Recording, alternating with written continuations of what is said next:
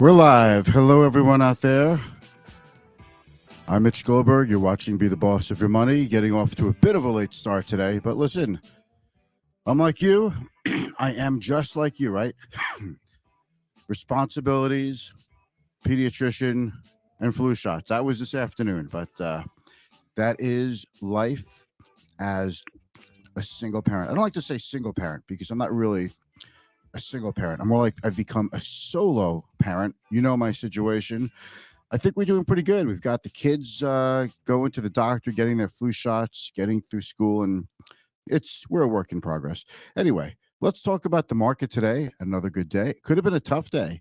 A lot of funky stuff happened, but in particular, markets climbing, climbing, climbing, uh, taking back the losses from yesterday, which was just really a little bit of a give back from a huge week last week. Um, So what happened was two missiles, Russian missiles, landed in Polish territory. Excuse me. So, escalation. Poland is a NATO member. Do we put in Article 5? To the last time Article 5 was put into effect or was activated was 2001 after the attack at the World Trade Center, the Pentagon, and in Pennsylvania. So 9/11 was the last time. So that's what the big news was today, and we'll see what the follow through is. Of course, Russia denies anything. They'll just say, "Oh, Ukraine shot them into Poland to get Poland to attack, Russia." So just stuff going on, but we know the deal. Walmart, big day for Walmart, huge day for Northrop Grumman, defense contractor. We'll take a look at their website, and you'll see exactly why that stock took off today. Obviously, defense contractors are generally good today, generally strong performers. We'll take a look at the overall market, cryptocurrency, a lot of funky shit going on in crypto. So let's just do a quick roll of the intro. I'll be right back. Just want you to see this quick intro, and we're going to make this a quick show. Just a couple things to go over while you're watching. Hit me with a thumbs up, a heart if you're watching in the replay, just like you're watching in the live. Thumbs up, a heart, an applause, a laugh reaction, whatever, and it's good for engagement, gets the word out, lets me know you're watching. It's encouraging. And if you want, ask me a question about what we're talking about or anything financially related in the comments. That's what they're there for. I love hearing from you. It's the best part about doing this. And if you don't have any questions, just say hi, drop in, say hello. What are you up to, and where you're coming from, or just drop me your favorite emoji, and that'll be a big help to get the word out about the work we're doing here. All right, so here's the intro. Here we go.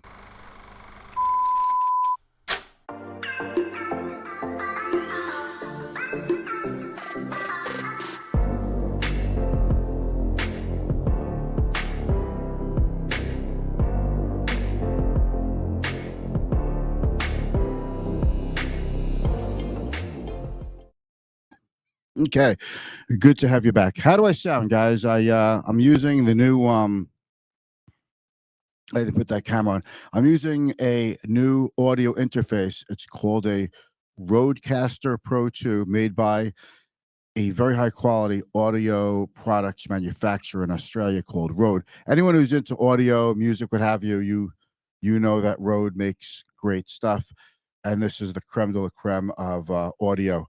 So I just, before the show started, I played with a few of the filters to. It doesn't change your voice. It's really supposed to just um, it's supposed to enhance your voice and make your voice sound as good as it could be. And when you're going through wires and airwaves through the internet onto social media, it does break down your voice a little bit. So you want to use these audio filters to help bring up the quality that you lose, because this isn't face to face, it's not TV. So yeah, I think I have it set up pretty good. Let me know, am I coming in too loud? Am I coming in clear? Does my voice sound, velvety smooth and rich, like that rich podcast or broadcast sound? I know it's corny, but it's an important thing. There's an old expression, 75% of video is audio. People will watch lousy audio quality, but they will not watch it if the People will watch lousy video quality if the audio is good. But if it's great video and not good audio, people don't watch it. Okay. So let's take a look at a couple of big things happening in the world. The key to this whole thing is not necessarily at all to get you to do something. Okay. There are some things that I want you to do. If I can get you to look at your estate plan, if I can get you to update the beneficiary designations for your retirement accounts and for your insurance policies, that's a good thing. I've gotten you to do something good. As far as money goes, if I get you to save more money, if I get you to think differently about personal finance, if I get you excited about this stuff, I feel I've done my job. I'm not here to try to get you to invest in a particular stock or bond or ETF. I do look at ETFs. I do an expose on exchange traded funds once in a while, and some of them are good, and some of them I think are a complete joke and just a waste of your money. There are some ETFs that just come out and they're just trying to catch the hot topic of the day. And I like to avoid those. So if I get you to think in those terms, I'm happy. But I'm not here to help you decide if you should buy or sell speculative assets like crypto. I mean, if that's what you want to talk about, we can talk about it. But I don't think it's really doing much for you. And as far as the voice goes, just want to let you know there's a couple of things I could do. I could change my voice like this. I don't know which. I can do this. I feel like I'm calling for a ransom payment. And then I could do this one. This is cute. Like I just inhaled helium from a helium balloon. All right, so those are some of the things I'm going to be having a lot of fun with this new device that I'm using, Rodecaster Pro 2. It's pretty freaking awesome. In fact, it's pretty. Hold on.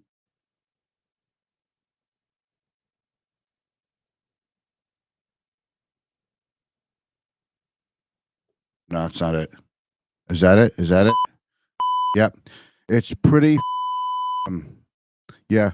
This thing is so good. I can't believe that it doesn't even cost more money. I paid a measly $600 for it, and it's $700, and it's great. I like that. I like that a lot. Yeah. Let's see what this one does. Yep. Okay. No. This is the one.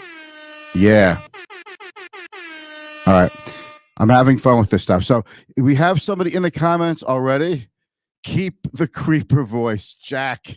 Which one was the creeper voice? Was it? No. Wait, hold on. Wait. All right. Stop the applause. Okay. Is this it? Or is this it? I think this is the creeper voice. We demand ransom from you. You have to pay us in Bitcoin. All right, Jack, keep the creeper voice. Yeah, I'm having fun with this stuff. So, by the way, this device right out of the box, Jack. I know you're into this stuff. So, right out of the box, plugged it in, did a few things, and had this thing up and running very quickly. But it's endless what you could do with it in terms of voice.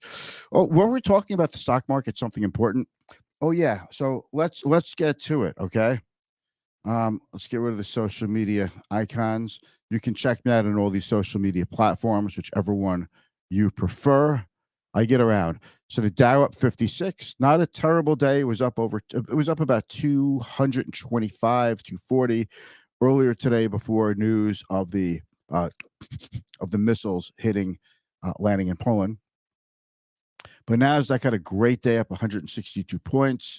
S&P up 35 points, pretty good, almost at 1%. 10-year yield down, falling further below 4%. The VIX was up a little bit. Nothing that really concerns me.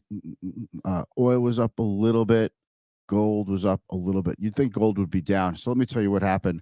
The inflation numbers came out today. There's two inflation numbers. There's the CPI, Consumer Price Index.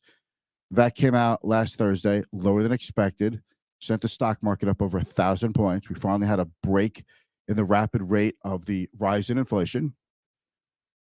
Jack, let me know how I sound to you, all right? If you don't mind, let me know. Okay, thanks. And the other one is the PPI, which came out today, the Producer Price Index, and that's measuring inflation on the wholesale level. It's not about what you pay for a shower curtain or for a gallon of milk. PPI is more like, what does a steel company pay for coal, or something like that? Or what is what do manufacturers pay for their products? And that, it didn't go down. It just came in less than expected by a tiny bit. But nonetheless, we're finally getting to what people believe, what investors believe, is peak inflation. You don't know what the peak is in something until after. Now, we can't make too big of a deal about this at this point. I think a lot of investors went to cash, oversold stocks. I think there was a lot of short covering. A lot of investors were shorting the market. I'm not talking you and me. I'm talking institutional investors, hedge funds, shorting the market. So they've been buying back stock. And when stocks go up, if you're shorting a stock, you're losing money. So the next person who's shorting a stock is like, wow, I'm losing money. I have to cover my short. The way you cover your short position is by buying the stock that you're shorting. So it creates buying momentum. And the next person who short says, well, now I'm losing money. So it becomes a cascading effect or domino effect of short covering, which really means it becomes a domino effect of buyers for the market. Exchange traded funds that track stocks just took in a massive amount of funds. Investors are still, as far as investor sentiment goes, are still bearish, which is a contrarian signal that it's time to be bullish. And things are going really well for the stock market all of a sudden. Like, so many good things happening at once. And this is why I've said, so many times, don't make all or nothing decisions. I mean, you don't have to sell all of your stocks, all of your exchange traded funds that tracks, that track stocks. You don't have to sell everything and then just go into cash or bonds and get out of the market. I don't like all or none decisions. Okay. So I think that's a really bad way to go. Sorry, I heard a little ding, and sometimes I get dings on my phone of people watching the show saying that they have a problem with audio or they couldn't quite hear me. So if that's my friend Bill who just texted me. Bill, by the way, I just tried calling you like 10 minutes ago and I could not get through to your number. So having said that, there's a lot of good things going on, but mostly inflation is moderating, causing investors to reassess their negativity in stocks. So short sellers are covering, making stocks go up. Investors decided, I'm too negative. I don't have enough in stocks. I need to put some back what I sold. And it's a cascading effect. Now what's going to happen is, because this is the last full week before the holiday season. Next week, when fund managers come in and they assess that the S&P 500, okay, which right now is down about 15%. And when the S&P was off about 25%, by the way, you can't invest directly into an index like the S&P 500. You could invest in a security that tracks or mimics an index. When investors come in next week and have a few quiet days, because it's going to be a very quiet week next week, Thanksgiving week in the United States, they're going to look and say, I got so negative that I'm still down like 20% plus in 2022, but the S&P 500 is only down 15%. So now what you have is a situation where fund managers have to now catch up. They now have to invest in winning stocks. The stocks that are going up, partly for window dressing, to make it look like they have the winning stocks on the books, so they could say to their investors, don't worry, I got it. I'm in the good ones. And some legitimately have to try to make up for lost time by buying the best performing stocks now, which makes those stocks go up even more, which then brings in new investors who want to buy those stocks just because they're going up, and people are playing the momentum game. So we have a lot of fundamental reasons, lower inflation in particular, and decent earnings. We've had a pretty good earnings season that just came out for the third quarter. Walmart had great numbers today. The stock took off like a shot. We'll go over that in a second. You got window dressing. You've got technical reasons. Okay, performance is improved for the S&P right now. If the market were to close this year, we're down 15% in the year. Not a disaster, right? Not the worst thing in the world. And fund managers recognize that they have to really make up for lost time by the end of the year.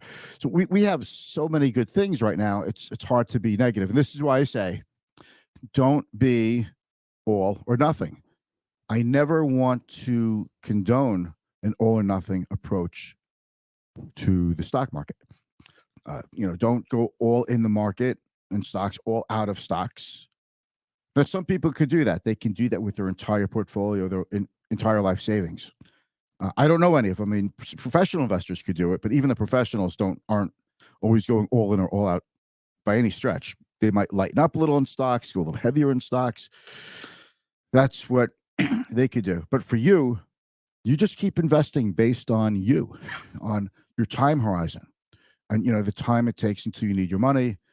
And by the way, when we talk about retirement, I just want to stress this heavily now.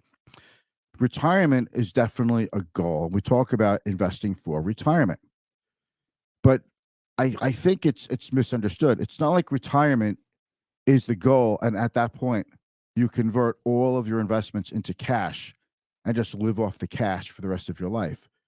Retirement is not necessarily a goal. It's a change.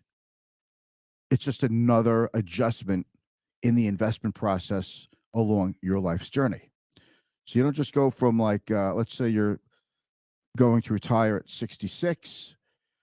It doesn't mean that you were maybe 50% stocks, 50% bonds at the age of 65. You turn 66, you retire, and you go 100% bonds and cash and 0% stocks. What it means is you continue the transition of maybe now you'll be 45% stock, then 40% stock. It's a transition. It's not a cliff, the retirement date.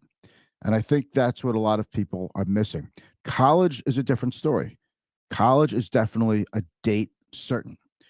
When your child goes to college, that's it. You need the money over it, no more typically than the next 4 years. So you have to go to cash. But retirement isn't like you retire at 66 and you go to cash. People are living longer. So that is something that we need to talk about more. And I just want to clear that up. All right. So where were we? So good market. Missiles hit. 2 Russian missiles hit Poland. Sent stocks down for a very brief amount of time. Not the S&P and the NASDAQ. Okay. Not the S&P and the NASDAQ. Those didn't go down, but the Dow did. But it recovered a little bit by the end of the day. So let's take a look at how. Let's take a look at the stocks of the day. Okay. Let's take a look at the first one. Got myself up here. Okay. Northrop Grumman up 4% on the day. It makes sense that defense contractors would do pretty well today. And let's take a look at Northrop Grumman's website. Defining possible in the air. Northrop Grumman is about missiles, aerial vehicles, unmanned aerial vehicles, okay, aerial countermeasures, helicopters, like all the really drones, electronic warfare, all the really cool stuff. The weaponry that we have is Northrop Grumman. So when you see something like this, it's possible that maybe people expect Northrop Grumman to get more orders, more defense products. So typically these geopolitical events don't have a lasting impact on stock prices. These stocks kind of pop and then they back off pretty quickly. So if you're thinking about jumping into Northrop Grumman, okay, it's up to you. I'm not saying you should or shouldn't. I'm just saying if you're thinking about it after you saw today's action, just realize that typically geopolitical price spikes in stocks from geopolitical events typically don't last that long. All right. Next big stock of the day is Walmart. Came out with earnings today. Very good. Stock was up 6.5%, up $9. not too far from its year high and its all-time high. So things are good with the consumer. Or it could be that the consumer is shopping downward and going from Macy's down to Walmart. And what backs that up is this story, okay? Household debt soars at fastest pace in 15 years as credit card use surges. Now, credit card debt is surging because of inflation, because people are trying to just stand still and maintain their current lifestyle. It costs more. Even if they're making a little bit more, it's not keeping up with inflation. So either you cut back on your spending or you borrow money. You go into credit card debt or some other debt. So household debt is spiking, and I highlighted this earlier today. Okay, the credit card balance collectively rose more than 15% from the same period in 2021. The largest annual jump in more than 20 years, according to the New York Fed, which released the report. The increase towers over the last 18 years of data. So credit card debt is soaring. Overall debt is soaring, but that includes mortgage debt. But what we're concerned about is credit card debt. Okay. So let's take a quick look at the bond market. So yields almost across the board are down a little bit. The 1 month is up a little bit, but that's because it's expected the Fed's still going to raise interest rates in about a month, about 0.5%. But yields are coming down, and everybody I spoke to about buying treasuries, thank you. I'm glad we did some of that. Crypto has rebounded nicely. The crypto, when it does rebound, it rebounds pretty hard. So Bitcoin up 3.69%, up 600 points, or dollars, I should say, at $16,853. So good bounce in crypto. And again, this whole FTX thing, again, FTX is the fourth largest crypto exchange, crypto wallets, where you buy your crypto, keep your crypto. And a number of YouTubers were heavily promoting FTX, including Graham Stephan, who's a very popular financial YouTuber. By the way, someone whose channel I subscribe to, and I like his content a lot. But it turns out that the CEO and founder of FTX, he absconded with possibly $10 billion of client crypto assets and used it for his own hedge fund, lost a shitload of money in his hedge fund, and as a result, he can't put the money back into client accounts, and clients have losses. They lost their money. It was basically, I don't want to say stolen, because maybe there's some fine print in the customer agreements that says he was allowed to do it, although the SEC and other regulators are looking into it.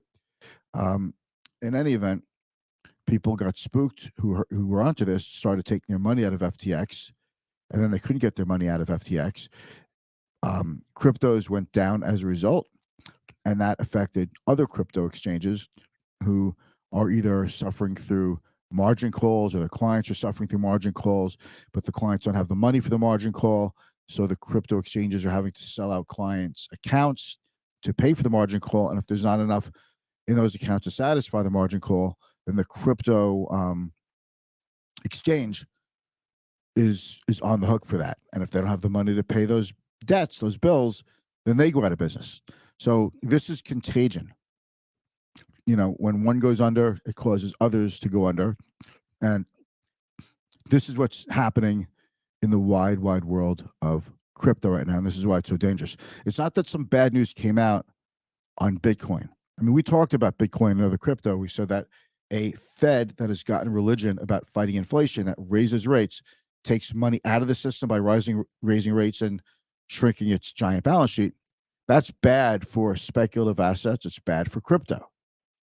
It's bad for high-flying stocks, which is why you saw those types of assets get hit so hard. But that's a fundamental problem. But what's happening now is man-made. It's malfeasance, it's fear, it's an exchange going under, and other exchanges are now investors are worried about other exchanges, and it's just becoming a snowball issue. The good thing, other than if you're not in crypto, is that this isn't taking down the rest of the market. Crypto is pretty much isolated from the overall market. So it's not dragging down other firms.